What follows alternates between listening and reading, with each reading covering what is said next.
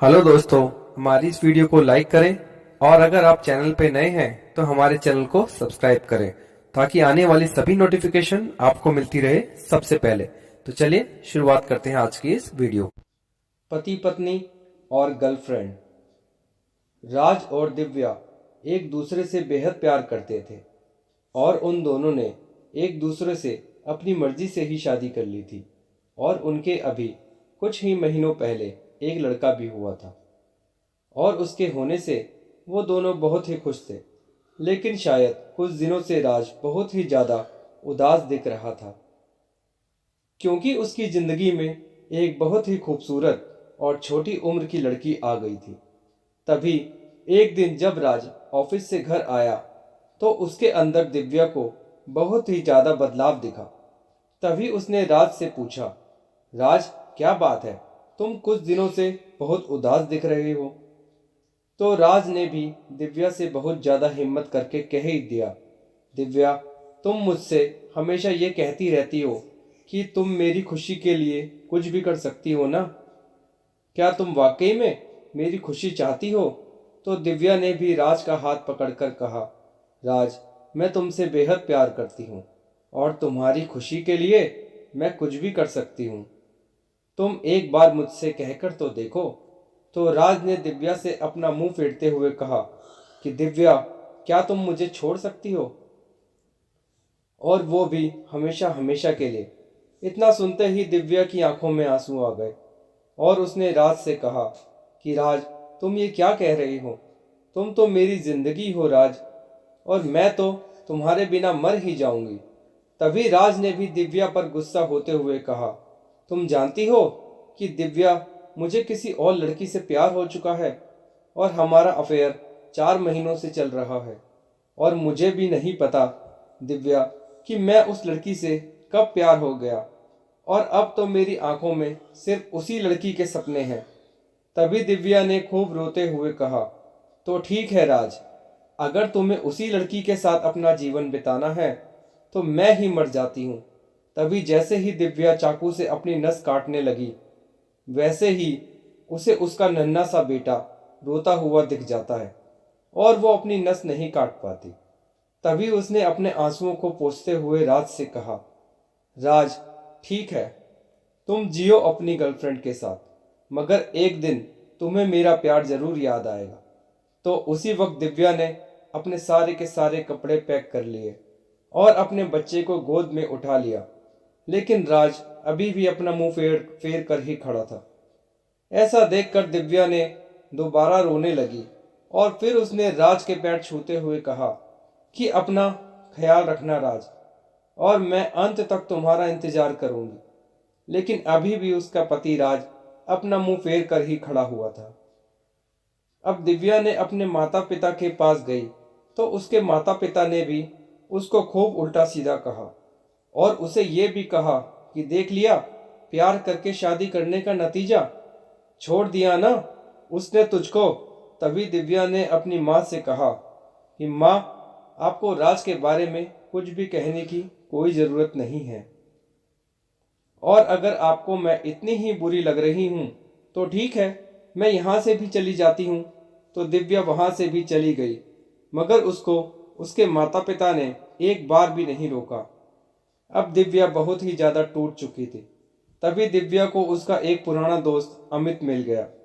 तो उसने दिव्या को देखते ही पूछा कि दिव्या तुम यहाँ कैसे। तो दिव्या ने जैसे ही पीछे मुड़कर देखा तो उसकी आंखों में आंसू थे। तभी अमित ने कहा कि दिव्या क्या हुआ, तुम आखिर रो क्यों रही हो। तब दिव्या ने उसे सारी बातें बता दी। तो अमित ने कहा कि तुम चिंता मत करो दिव्या, एक दिन तुम्हारा पति तुम्हारे ही पास वापस आएगा, ये मेरा तुमसे वादा है, और अब तुम मेरे साथ मेरे घर चलो। तो दिव्या ने कहा, लेकिन अमित तुम्हारे माता पिता क्या सोचेंगे। तब अमित ने मुस्कुराते हुए कहा, तुम चिंता मत करो दिव्या, मेरे माता पिता बहुत अच्छे हैं और मैंने पहले भी तुम्हारे बारे में अपने घर में सब कुछ बताया था। तो दिव्या अमित के घर चली गई। तभी कुछ दिनों के बाद अमित दिव्या का मूड सही करने के लिए उसे एक रेस्टोरेंट में लेकर गया। तभी अमित ने दिव्या के लिए कुछ खाने को मंगवाया और दोनों ही थोड़ी हंसी मजाक भी करने लगे। तभी अचानक दिव्या का पति राज भी अपनी गर्लफ्रेंड को लेकर वहां आ गया और वो दिव्या को अमित के साथ हंसी मजाक करते हुए देख लेता है और दिव्या और अमित भी उसे देख लेते हैं। तो राज उसी समय दिव्या के पास आता है और वो उससे कहता है कि वाह दिव्या वाह, क्या बात है, तुम तो बड़ी ही सत्यवान की सावित्री बनती थी और मेरे सिवा किसी और से कभी भी प्यार न करने की कस्में खाई थी। तो अब क्या हुआ तुम्हारी उन सारी कस्मों का? बना लिया अपना दूसरा यार? इतना सुनते ही दिव्या खड़ी होकर उससे कहती है, तुम गलत समझ रहे हो राज, ये मेरा दोस्त है।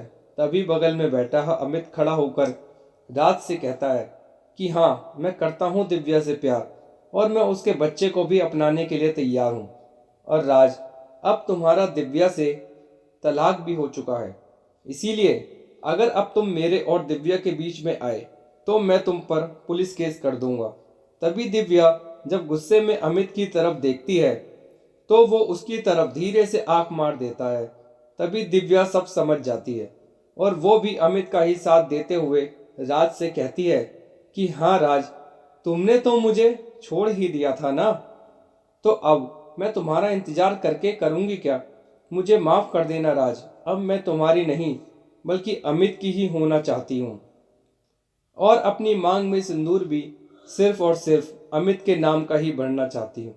इतना सुनते ही राज दिव्या को थप्पड़ मार देता है और उस पर चिल्लाकर कहता है, दिव्या, तुम ऐसा कैसे कर सकती हो?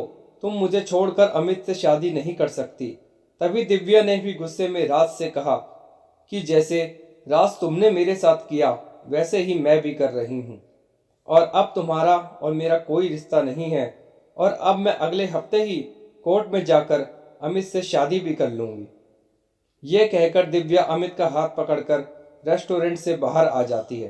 तभी दिव्या की शादी की बातें सुनकर राज को बहुत ही ज्यादा गुस्सा आ जाता है। तभी राज की गर्लफ्रेंड राज के कंधे पर हाथ रखती है और उससे कहती है कि राज, तुम्हें क्या हो गया है? तुम दिव्या को लेकर इतना परेशान क्यों हो रहे हो?